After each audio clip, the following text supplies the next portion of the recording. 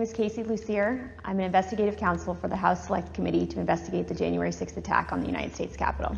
On November 18th, a lawyer working with the Trump campaign named Kenneth Cheesebro wrote a memo arguing that the Trump campaign should organize its own electors in the swing states that President Trump had lost. The Select Committee received testimony that those close to President Trump began planning to organize fake electors for Trump in states that Biden won in the weeks after the election. At the president's direct request, the RNC assisted the campaign in coordinating this effort. What did the president say when he called you? Essentially, he turned the call over to Mr. Eastman, who then proceeded to talk about the importance of the RNC helping the campaign gather these contingent electors in case any of the legal challenges that were ongoing changed the result of any of the states. I think more just helping them reach out and assemble them. But my understanding is the campaign did take the lead, and we just were helping them in that role. As President Trump and his supporters continued to lose lawsuits, some campaign lawyers became convinced that convening electors in states that Trump lost was no longer appropriate. I just remember I either replied or called somebody saying, unless we have litigation pending that's like in these states, like, I don't think this is appropriate, or, this isn't the right thing to do. I'm out. At that point, I had Josh Finley email Mr. Chesbro politely to say, this is your task. You are responsible for the Electoral College issues moving forward. And this was my way of taking that responsibility to zero. The committee learned the White House counsel's office also felt the plan was potentially illegal. And so, to be clear, did you hear the White House counsel's office say that this plan to have alternate electors meet and cast votes for Donald Trump in states that he had lost was not legally sound? Yes, sir. The Select Committee interviewed several of the individual fake electors, as well as Trump campaign staff who helped organize the effort. We were just, kind of useful idiots or rubes at that point. A strong part of me really feels that it's just kind of as the road continued and as that was failure, that got formulated as what do we have on the table? Let's just do it. And now, after what we've told you today about the Select Committee's investigation about the conclusion of the professional lawyers on the campaign staff, Justin Clark, Matt Morgan, and Josh Finley, about their unwillingness to participate in the convening of these electors, how does that contribute to your understanding of these issues? I'm angry.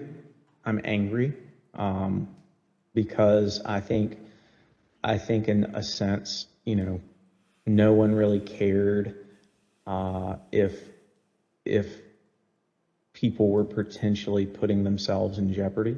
Would you have not wanted to participate in this any further as well? I absolutely would not have. Had I known that the three main lawyers for the campaign that I'd spoken to in the past and were leading up were not on board. Yeah. I was told that these would only count if a court ruled in our favor.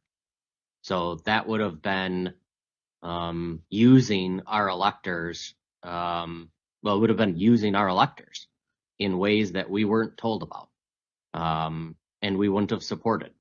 Documents obtained by the Select Committee indicate that instructions were given to the electors in several states that they needed to cast their ballots in complete secrecy. Because this scheme involved fake electors, those participating in certain states had no way to comply with state election laws, like where the electors were supposed to meet. One group of fake electors even considered hiding overnight to ensure that they could access the state capitol, as required in Michigan. Did Mr. Norton say who he was working with at all on this effort to have electors meet? He said he was working with the president's campaign. He told me that the Michigan Republican electors were planning to meet in the Capitol and hide overnight so that they could fulfill the role of casting their vote in per law in the Michigan chambers. And I told him in no uncertain terms that that was insane and inappropriate.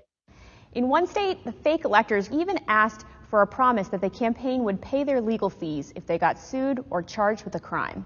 Ultimately, fake electors did meet on December 14th, 2020 in Arizona, Georgia, Michigan, Pennsylvania, New Mexico, Nevada, and Wisconsin. At the request of the Trump campaign, the electors from these battleground states signed documents falsely asserting that they were the, quote, duly elected electors from their state, and submitted them to the National Archives and to Vice President Pence in his capacity as President of the Senate. In an email produced to the Select Committee, Dr. Eastman told a Trump campaign representative that it did not matter that the electors had not been approved by a state authority. Quote, the fact that we have multiple slates of electors demonstrates the uncertainty of either. That should be enough. He urged that Pence act boldly and be challenged. Documents produced to the Select Committee show that the Trump campaign took steps to ensure that the physical copies of the fake electors' electoral votes from 2 states were delivered to Washington for January 6th. Text messages exchanged between Republican Party officials in Wisconsin show that on January 4th, the Trump campaign asked for someone to fly their fake electors' documents to Washington. A staffer for Wisconsin Senator Ron Johnson texted a staffer for Vice President Pence just minutes before the beginning of the joint session. This staffer stated that Senator Johnson wished to hand-deliver to the Vice President the fake electors' votes from Michigan and Wisconsin. The Vice President's aide unambiguously instructed them not to deliver the fake votes to the Vice President. Even though the fake elector slates were transmitted to Congress and the executive branch, the Vice President held firm in his position that his role was to count lawfully submitted electoral votes.